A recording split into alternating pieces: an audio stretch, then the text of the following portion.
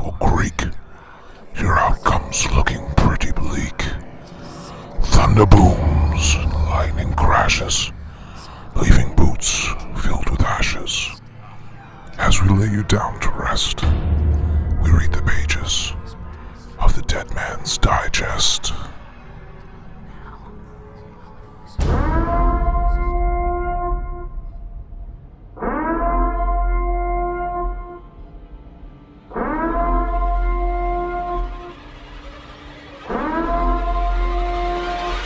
Hello, cretins and creeps, and welcome to this episode of the Dead Man's Digest. We've got a little bit of news to come out that has come out so far this week.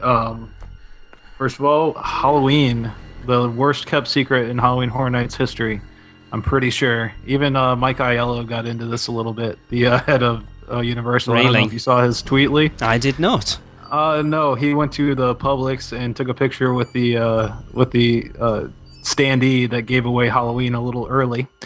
Oh, that's where that picture came from, was it? Yeah, well, somebody else had taken a picture of it because, well, Right. a lot of people took pictures of it. But so he had to run down to Publix himself, and after he did the announcement, he posted the picture that he took 3 days prior at Publix, pointing to the Halloween portion of the standee there. Well, how long is it since that was unofficially announced? It must be 6 weeks. Yeah. Before that was when the official Halloween Facebook page and website announced that it was going to be a part of Halloween Horror Nights. And this is what's coming is a maze that's based on the original Halloween 1978 slasher movie about Michael Myers, a deranged killer from Haddonfield, Illinois. The house is going to be the original house from Halloween. The house that would have been, I don't know the character names, but Jamie Lee Curtis's house. She's called Laurie something or other. Yeah, Andy's yelling at the podcast right now, telling me exactly what it is. I can't think. The first name's definitely Laurie. I know that much. Yeah, and it's going to center on that, and it's going to go through some of his most famous kills throughout the house. So that sounds really cool. But yeah, the very terribly kept secret, because first that came out about 6 weeks ago, then it was taken off immediately because I assume Universal PR contacted them and said, hey, what are you doing? And then Publix had to put their standees out because they have to start selling tickets, for Halloween Horror Nights, and all the standees had the Halloween house on there as well, featured pretty prominently. I don't understand why when it got leaked, because you think back to From Dusk Till Dawn, that got leaked. Mm-hmm. And then literally 3 days later they announced it. I don't understand why they've left this one to last, knowing that all the hardcore fans will know that it's... I've seen pictures this week on Twitter of the facade, and it looks exactly like the front of the house. I mean, a lot of people said that they saw when Diagon Alley opened that you could see it from the Gringotts extended queue. Oh, yeah. And that's that's a month and a half ago. Mm-hmm. Just announce it. I don't understand why they've waited so long to announce that one. Well, I'm sure they have a release schedule that they go by, and yeah, it's kind of hard to edit or modify those with the amount of people you have in that department for Halloween Horror Nights. Yeah, it's huge now. I think the problem is as well with when you're talking about announcing rides or restaurants and stuff, it's basically just them. Whereas something like this, with the IPs, you've got marketing companies and the actual the film companies themselves, plus everything else that goes with it. Yeah, and you want them to promote it. You want them to be on it. So, it's a balance they have to deal with. So. But yeah, so that's coming. I'm really excited about it personally. We have never had a Halloween house at Universal Orlando. It's been in Hollywood before. Michael Myers has been there though, hasn't he? Or not? I do not believe so. Because they've done a lot of the other icons, haven't they? Yeah, Freddy's had a house. Yeah, Leatherface, Chucky, oh, yeah. Saw. The Life and Crimes of Michael Myers. That was in Hollywood. Okay. Yep, I think it's only been in Hollywood. Yeah, maybe you're right. I don't know why I had it in my head that... Yeah, obviously not. There you go. It seems strange how they've waited this long to get one of the biggest horror icons at Halloween Horror Nights then.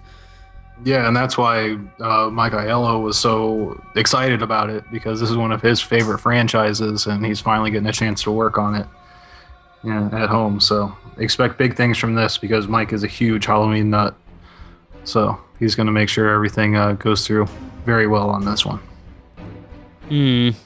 I know I was listening to, I think it was Orlando United Radio, and apparently they've heard that they are casting for the characters of Laurie, whatever she's called, and also Dr. Loomis as well. The can't think of his name now.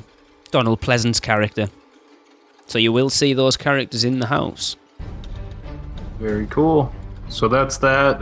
That's the only other house announcement. I think that kind of rounds out everything for both sides. We also had some Scare Zone announcements as well. Well, the two Scare Zones, I would assume these are the last two announcements at Hollywood, actually. The first one's Dark Christmas, which I have heard of, but not... I think Kevin Smith was supposed to be making a film about this with... if I remember rightly, I was listening to Hollywood Babylon a couple of weeks ago, and Gene Simmons had actually approached him to direct the film based on it. Yeah, yes, I listened to that one as well. And they basically wanted him to do this, and he was like, no. They're like, can we do it with less horror or something? I can't remember. It's like they were quite specific about everything they didn't want him to do with it, and it's like, do you know what? I just won't bother. But yes, it's going to be called Dark Christmas. And on the website it says, since pagan times, people have secretly celebrated the dark side of Christmas with terrifying tales of demonic creatures that hunt down disobedient children and drag them to hell. I like the sound of that. Yeah. The most famous of these creatures is Krampus. The Christmas devil and his mythological companions are on the prowl on Baker Street in London. Have you been naughty or nice? That sounds cool. Yeah, and we have the perfect setup for it over here in Orlando. We've got London right there. Ah. I don't think JK would be happy with that. I know. But, yeah, that would be cool. See, you could do, if you were going to go down that route as well, Jack the Ripper would be awesome.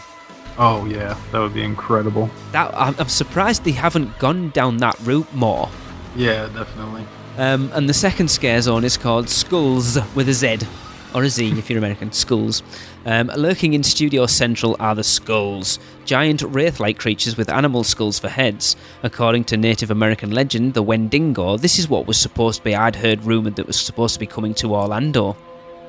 Mm-hmm. I think we've even talked about it on the Rumour Mill a while back, the Wendigo. According to Native American legend, the Wendigo, a malevolent supernatural half-beast creature with an insatiable appetite for human flesh, drives them to constantly be on the hunt for new victims. Will you be their next meal? Ooh. I like the sound of that one as well. Yeah, definitely. They're doing a good job with the Scare Zones this year. I'm glad they brought them back. Definitely, I agree. I was starting to get a little worried with us coming over next year and seeing the way that it has been. But yeah, they're definitely going back to old-fashioned Scare Zones again.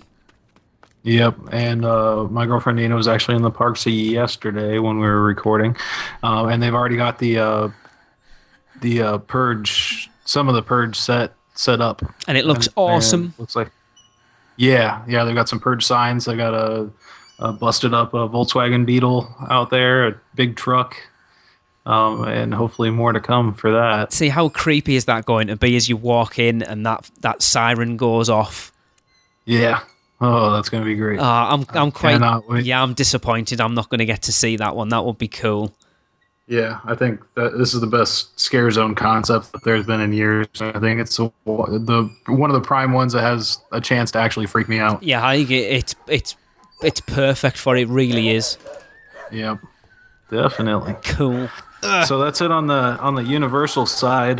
Just want to go through real quick too, since we talk about it every year. Howl-O-Scream has announced their lineup for the year, and it's looking pretty good. They've got a lot of houses coming back with new twists. They do that a lot. They don't have the same kind of budget Universal has, but they usually change up the house enough to where it's nearly unrecognizable from the previous year. Mm.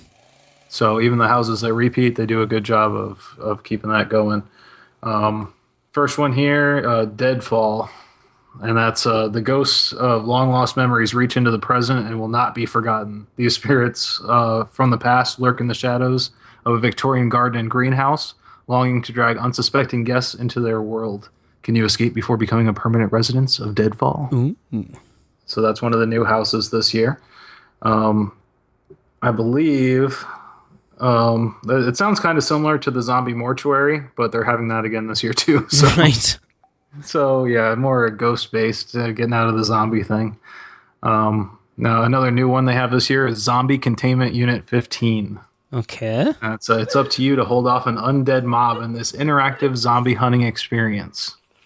So we're talking laser guns. We're talking, if you recall, talking about Universal Japan and their Resident Evil experience. Yeah.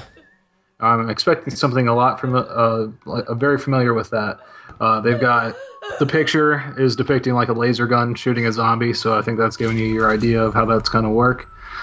So 3 years after the undead invasion, there's been a containment failure in ZCU-15. Zombies have escaped in search of flesh, and you're the next target. Armed with only a zombie eradication device, it's up to you to hold off an undead mob in this interactive zombie hunting experience. See, I love that idea. I think when we were talking rumours and stuff not that long ago, I kind of said an interactive thing would be quite cool. I don't think it would work at Universal because from what we hear, it's just far too busy. Yeah. But for somewhere like Busch Gardens, it doesn't sound like it gets that busy. It'd be awesome. Yeah, definitely. So really interested to see what they do with that. Now, that's the bad news is those are the only 2 full new houses. They have some other houses returning. Like I said, they have some changes though. We've got Deathwater Bayou returning, which was one of my favorite houses from last year. Mm-hmm. Out of both parks, actually. They did a great job with the New Orleans Bayou kind of theming in it. And it's refers heavily to a voodoo queen, and they've got the voodoo queen in the final scene, or they did last year. So that's kind of interesting that they did that last year and this year. Universal's bringing out the Bayou Scare Zone and that kind of thing. That everybody feeds off everybody. Oh yeah. Definitely, because you can see it over here too. Because I mean, the Circus of Superstition 3D has been going on for years at Busch Gardens, and that was all came out the year after Jack appeared. Right. So, and that is another house this year, the Circus of Superstition 3D, and the new tagline is "The show must go on." Okay. It says, you tried to avoid the black cats and sidewalk cracks, but all those years of bad luck caught up with you. Surviving the terrorizing surprises of Circus of Superstition, the show must go on will take more than luck as you try to escape this whole new dimension of fear. So enhanced and upgraded version of last year's, which is enhanced and upgraded version of the year before. And the year before. But they, like I said, they change enough around, and their scare actors get so into it that even if you go every year, you're still getting something new out of it every time. Then we also have Blood Asylum. That's actually that one. Yeah, that's actually returning after a year's absence. Right. Asylum for the Criminally Insane has become a bloody playground for an escaped serial killer. So I love that. I love the story behind that one. And then also the basement. Can you escape the basement depths before becoming the secret ingredient? That's the basement of Mama's house, and she makes her pies very interesting.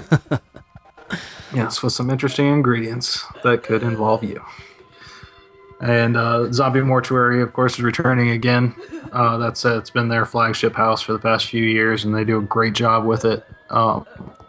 It's one of the most unsettling houses because they've actually got a full funeral scene in there, with a bunch of there's real people and dummies all sitting in the audience. So you have to walk right through the middle of them. So it's one of those kind of things where you don't know which one's the real person. Right. Yeah, those always freak me out. Yeah. So, and then just having the full funeral scene playing with the body in the casket and everything, it's very creepy. Cool. And then they're also doing their pay extra experience again called The Experiment, the final test. Have you done any of them since they've done them, Darren? No, I have not. Have not had the extra money to go yet, but because I like the idea of doing. Because I assume, do you go through in groups? Because they did do one a few years back, didn't they, called Alone? Yeah, Alone, which was more of a maze experience. This one is kind of like you're strapped down to a chair, and they introduce different stimuli to you to see what will scare you. Okay. And those include insects, animals. They have quite a few different animals from the park that they could introduce to you. Okay. All kinds of things like that, and also audio, visual stimulation, and that kind of thing as well. So, from what I've heard, it's a great experience. I think you're getting less out of it than with the Alone House, personally, in my opinion.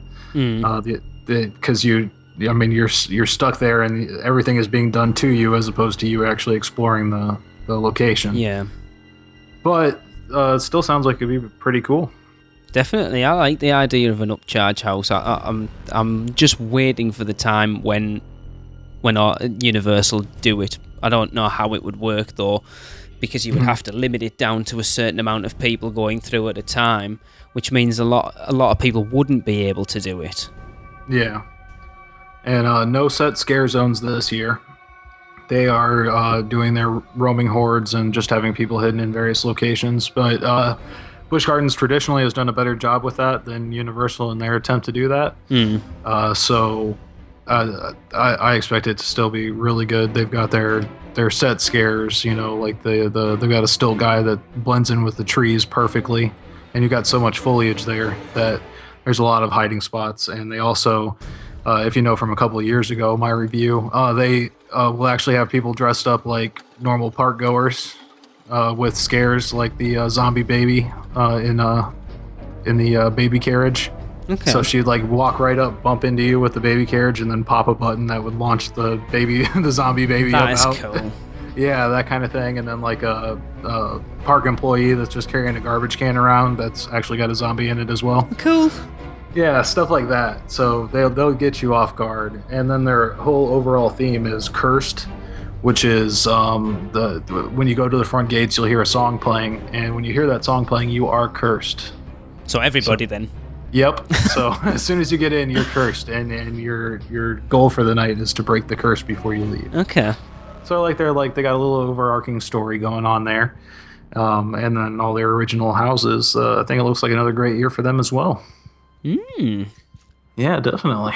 And you've been quite impressed with Howl-O-Scream quite a lot over the last few years, haven't you? I think the last couple of years you've actually said it was better than Halloween Horror Nights. Yeah, they do a great job. The people that are working there are really interested in scaring people, and it seems more like a labor of love there, other than having to deal with the massive crowds and going through Halloween Horror Nights, and then you got people that are just looking for work for money, Yeah, it's difficult when an event's as popular as Halloween Horror Nights is, though, isn't it, to get that experience? I mean, I know even way back in 2004, when it wasn't anywhere near as popular as it is now, that one of the overarching problems that I found when we went through is literally that you see the scares ahead of you because you're in one long conga line.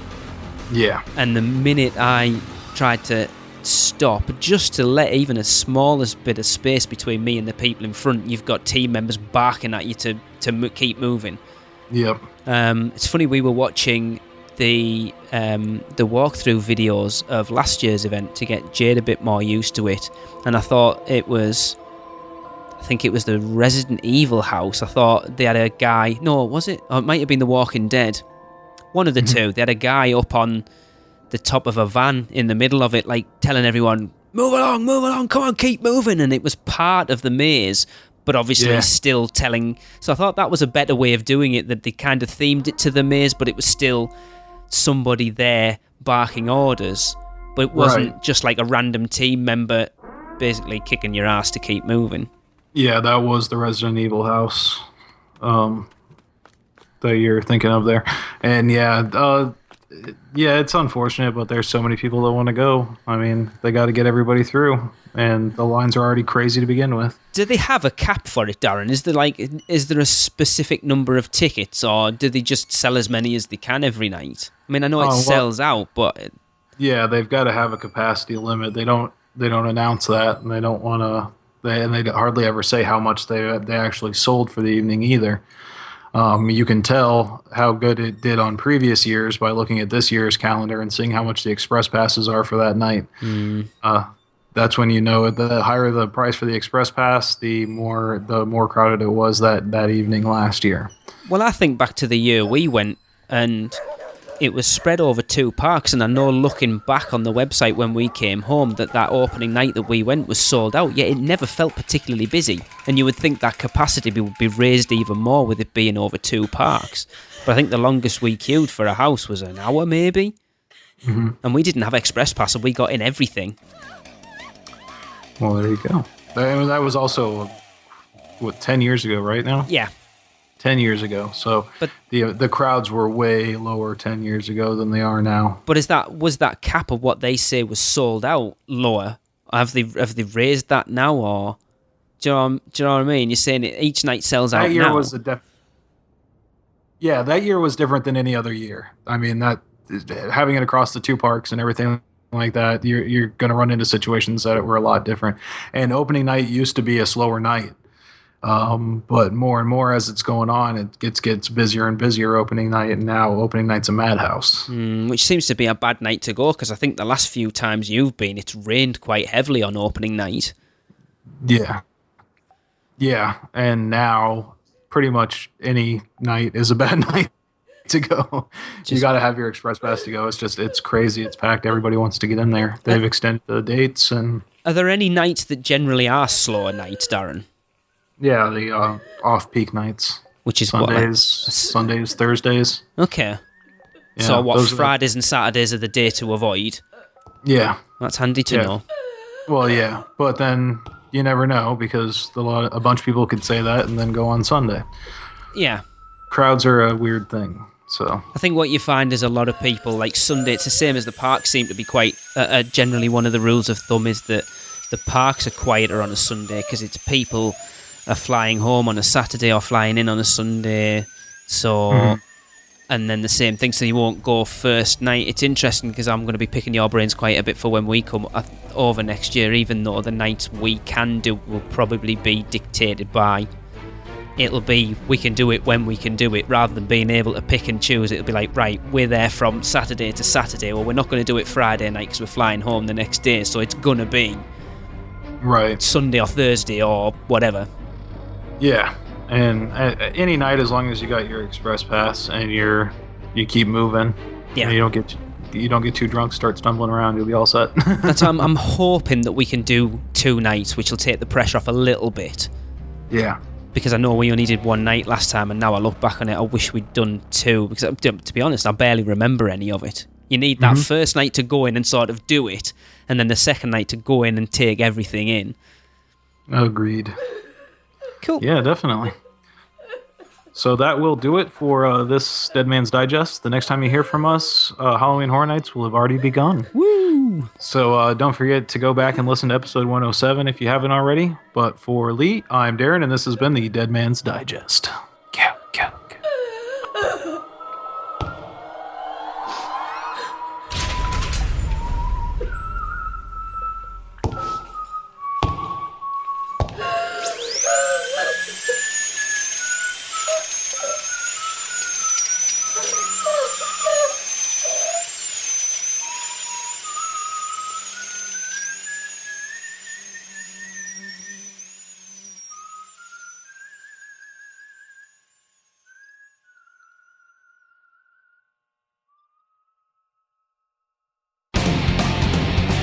That does it for another unofficial Universal Orlando podcast.